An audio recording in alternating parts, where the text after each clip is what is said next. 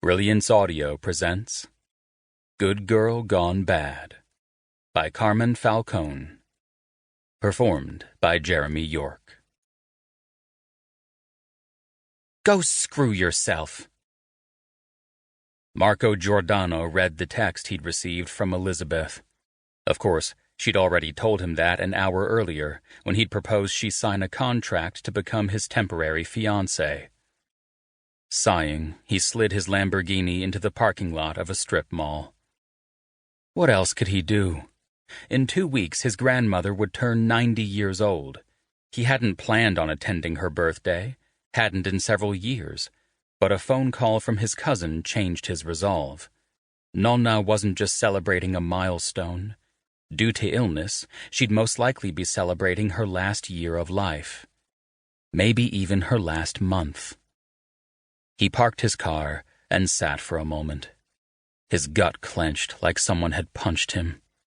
What a joke. Due to his size and martial arts skill, a man would be an idiot to raise his voice to him, let alone hit him. Marco ran his fingers through his hair. He would take any beating, anything to buy his precious Nonna more time from her congestive heart failure.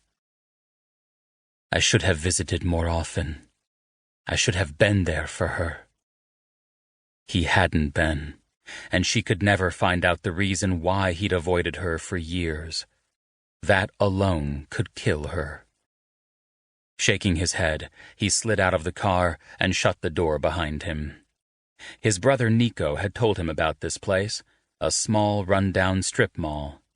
It was strategically located in an area they planned on revitalizing into a cool shopping and restaurant oasis, a hip district. Their representative had been able to convince the owners to sell their retail spaces to them. Well, all but one. Now he had to talk to Lily Jenkins, the owner of a hair salon. She'd also been stirring up controversy, telling the other owners not to sell and trying to stall negotiations. Why did this matter? He could simply send a lawyer to tell her that her chances of winning this battle were non-existent. He'd looked into her situation. At one point, her family had owned the entire mall, but over the past several years, they'd sold each office space to an investing company or a direct buyer. This was the last piece of property she possessed. With the amount of debt she owed, most likely she couldn't even afford an attorney. Yet, a part of him preferred to speak to her in person because he didn't want bad PR. As much as he knew he was right, only one bad tweet in the world of social media could make people second-guess their opinion about an entire company. He didn't want any dark clouds hanging over him before Nonna's birthday.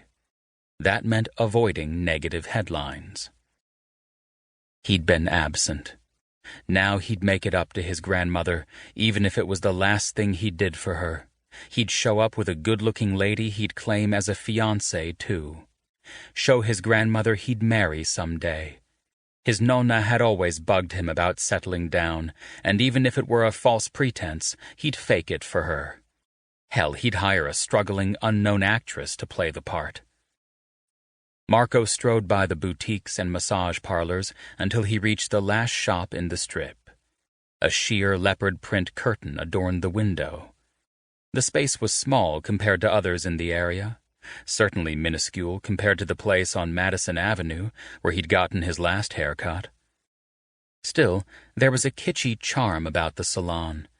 He knocked on the glass door, but a petite woman with a colorful apron simply gestured for him to come inside. The woman. His heart skipped a beat.